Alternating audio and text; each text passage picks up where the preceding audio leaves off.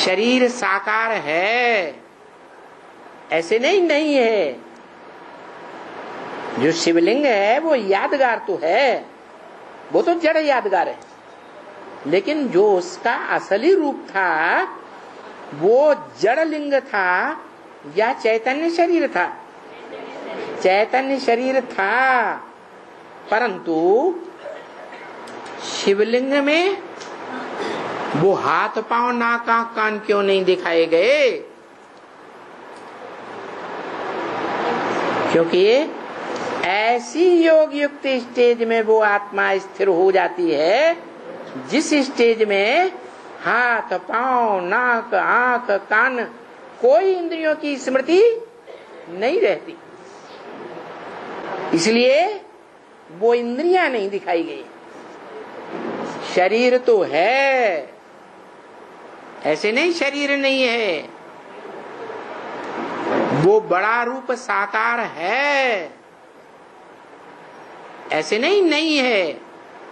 जो शिव बाप कहते हैं तुम्हें छोटा रूप बिंदु नहीं याद आता है तो क्या करो, बड़ा रूप याद करो। वो बड़ा रूप जो लिंग है वो भी विनाशी है या अविनाशी है? इस सृष्टि रूपी रंगमंच पर ऑलराउंड पार्टधारी है या नष्ट हो जाता है? ऑलराउंड पार्टधारी है। उस बड़े रूप को भी याद करेंगे तो तुम भी ऑलराउंड पार्टधारी बनेंगे, तुम भी अविनाशी बनेंगे, तुम्हारा पार्ट भी अविनाशी बनेगा, लेकिन जितना याद करेंगे उतना बनेगा। इसलिए बोला उस शिवलिंग में जो हीरा दिखाया गया है, हीरो पार्टधारी आत्मा की यादगार, वो हीरा निराकारी रूप में नहीं याद आता है तो क्या करो, बड़े रूप उसके शारीरिक रूप को ही याद करो। जो शारीरिक रूप इंद्रियों की स्मृति से परे चला जाता है। जो बोला है वो शिव ने बोला ब्रह्मा के मुख से, मैं हीरो पार्टधारी नहीं हूं, मैं तुमको हीरो पार्टधारी बनाता हूं। तो जो हीरा है शिवलिंग में, सोमनाथ मंदिर में जो हीरा था वो किस आत्मा की यादगार है? हीरो पार्टधारी मनुष्य आत्मा की यादगार है या आत्माओं के बाप शिव की यादगार है? मनुष्य आत्माओं के बाप की यादगार है। वो मनुष्य आत्माओं का बाप संपूर्ण ज्ञान ग्रहण करने के बाद, संपूर्ण बाप को पहचानने के बाद, संपूर्ण याद की स्थिति जिसे कहते हैं योग युक्त स्थिति, उस योग का अकूट भंडार बनता है। वो ज्ञान का भंडार, आत्माओं का बाप, निराकार आत्माओं का बाप, निराकारी ज्ञान का अकूट भंडार। और उस निराकारी ज्ञान को जो इस मनुष्य सृष्टि में साकार मनुष्य उठाता है, संपूर्ण ज्ञान उठाता है, अकूट भंडार को भी उठा लेता है। जो बाप कहते हैं कि मैंने अपने पास कुछ नहीं रखा, वो शिव बाप क्या कहते हैं? मैंने कोई ज्ञान का पॉइंट अपने पास छुपा के नहीं रखा, मैंने सारा ज्ञान तुम बच्चों को दे दिया, अकूट ज्ञान का भंडार दे दिया। भले उसके लिए ये गायन है कि उसके पास ऐसा अकूट ज्ञान का भंडार है जो कभी खूटता ही नहीं, कोई सारा का सारा अखूट भंडार उठा ले जाए तो भी अखूट बचता है।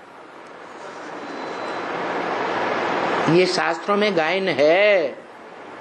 पूर्णमिदं पूर्णमदः पूर्णात् पूर्णम युदच्यते पूर्णस्य पूर्णमादाय तो भी पूर्णेवावशिष्यते। उस पूर्ण में से कोई पूरा ही उठा ले तो भी पूरा ही बचता है। वो ज्ञान का अखूट भंडार है, लेकिन उस ज्ञान के आधार पर जो योग लगाने की कला सीख लेता है वो संपूर्ण योगी बनता है। वो संपूर्ण योगी है या नीचे षष्ठी पर पार्ट बजाने वाला कोई मनुष्य आत्मा संपूर्ण योगी बनता है? योगी कौन है? वो या वो है? वो अगर योगी है तो किससे योग लगाता है? वो अगर योगी है तो उससे भी बड़ा कोई है या नहीं जिससे योग लगाता है? लेकिन उसका तो कोई बाप है ही नहीं, उससे बड़ा कोई है ही नहीं। वो किससे योग लगाएगा? उसे योग लगाने की दरकार नहीं है। वो इस सच्ची पर जब आता है तो जिस मुकर्रर रथ में प्रवेश करता है वो भोगी बन जाता है। भोगियों का बाप बन जाता है या सिर्फ भोगी बन जाता है? अरे वो क्या बन जाता है? भोगियों का बाप है। जो बोला है ब्रह्मा मुख से, ब्रह्म वाक्य बोला है, जिसे हम मुरली कहते हैं। दुनिया की ऐसी कोई बात नहीं जो तेरे पर लागू न होती हो। तेरे माने कोई एक की तरफ इशारा किया क्या? इस दुनिया में अगर कोई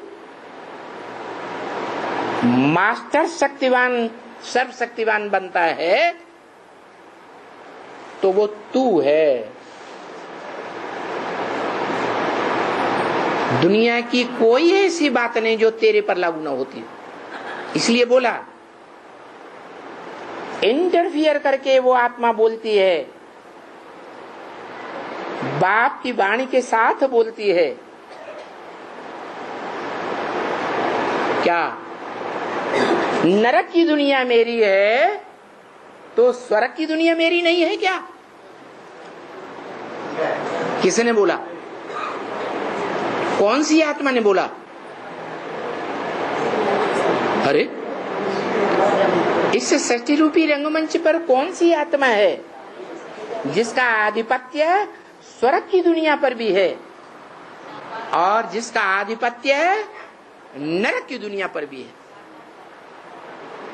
इस नरक की दुनिया में भी कोई भी जन्म में उस हीरो पार्टधारी को कोई क्रॉस नहीं कर सकता। क्या?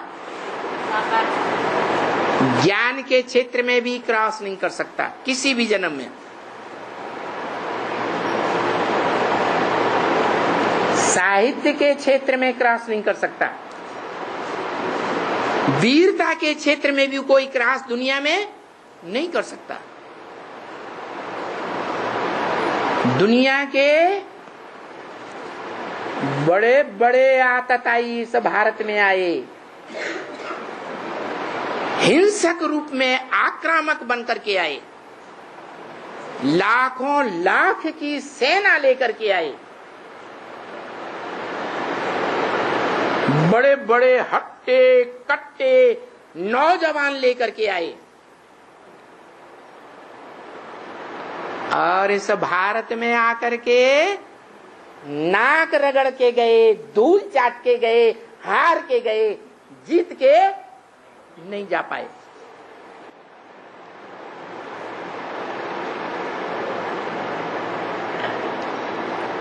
हिस्ट्री में देख लो,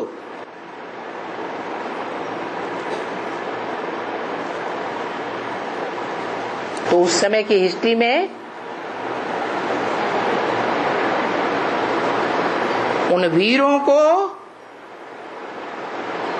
रास्ता दिखाने वाला कोई था या नहीं था? है, जिसे कहते हैं महावीर।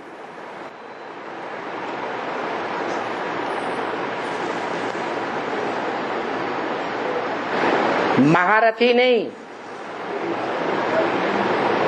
घोड़े सवार नहीं, ऊंट सवार नहीं, वीरों में महावीर बाबा ने बोला।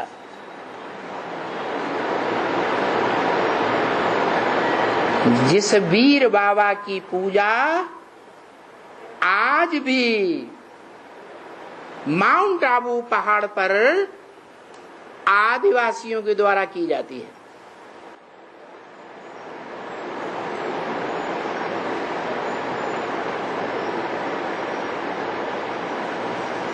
तो ऐसा हीरो पार्टधारी है जिसके लिए ब्रह्म वाक्य है, ब्रह्मा के द्वारा मुरली में ही बोला।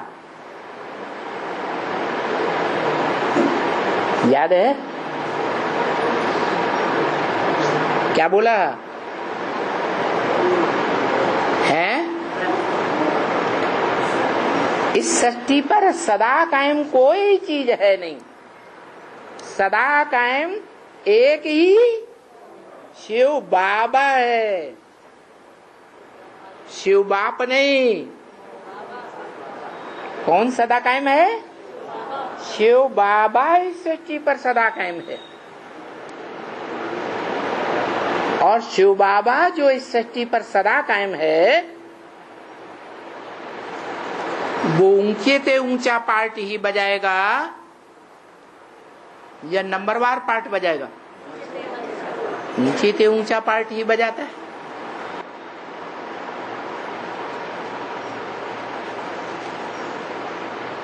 बल 84 जन्मों में गुप्त पार्ट बजाता है। क्या? प्रत्यक्ष पार्ट नहीं बजाता, सिर्फ अंतिम जन्म में संसार के सामने प्रत्यक्ष होता है।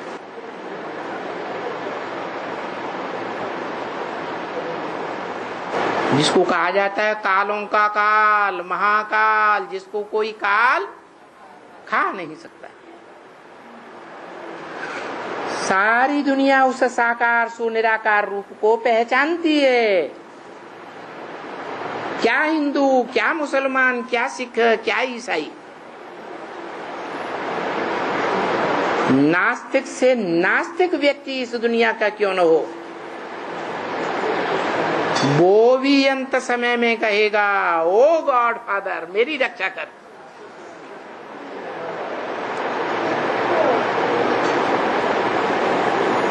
तो इस मनुष्य सृष्टि की हर आत्मा उस साकार सो निराकार जो सस्य रूपी झाड़ के ऊपर बैठा हुआ दिखाया गया, उसी की याद में शरीर छोड़ेगी। क्योंकि निराकार बिंदु को याद करना सहज है या साकार को याद करना सहज है?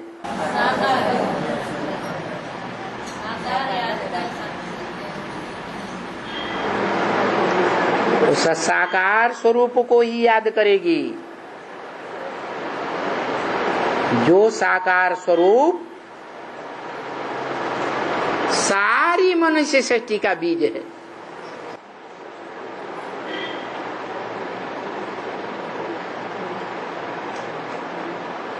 इसलिए बताया कि मुझे याद करो। किसने बताया? कौन सी आत्मा ने बताया? है? मनुष्य सृष्टि के बाप ने कहा मुझे याद करो, तो तुम्हारा विकर्म विनाश हो जाएगा। माना तुमने जितने भी पाप कर्म किए हैं जन्म जन्मांतर, वो सारे पाप भस्म हो जाएंगे। किसकी याद में रहने से? है?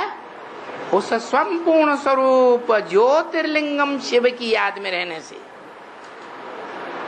उस स्टेज में उसके ऊपर उसमें कोई पाप रहता है? जब ज्योतिर्लिंगम स्वरूप धारण कर लेता है तो उसमें कोई पाप रहता है? नहीं रहता, निष्पाप हो जाता है ना। तो उसकी याद में जो भी रहेगा वो भी क्या बनेगा? निष्पाप बनेगा, उसके भी विकर्म भस्म हो जाएंगे। क्योंकि इस बात को इस दुनिया में तुम बच्चों के सिवाय कोई दूसरा धर्म वाला नहीं समझता। क्या कहा?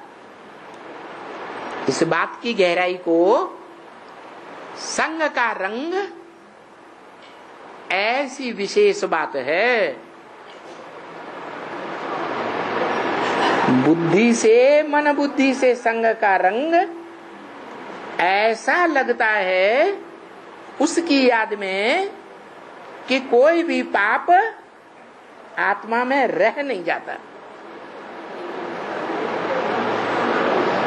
ये बात दुनिया में दूसरे धर्म की आत्माएं नहीं जानती, जानती नहीं है तो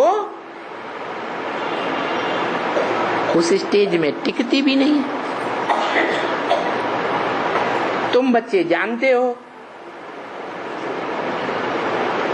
कि वो निष्पाप रूप इस मनुष्य सृष्टि में पहले पहले कौन बनता है? तुम्हारी बुद्धि में है कि सूर्यवंशी राम गाया हुआ है, इसलिए पतित पावन सीताराम का गायन है। जो पतित पावन कह करके मुझे बुलाते नहीं, वो पतित से पावन बनते भी।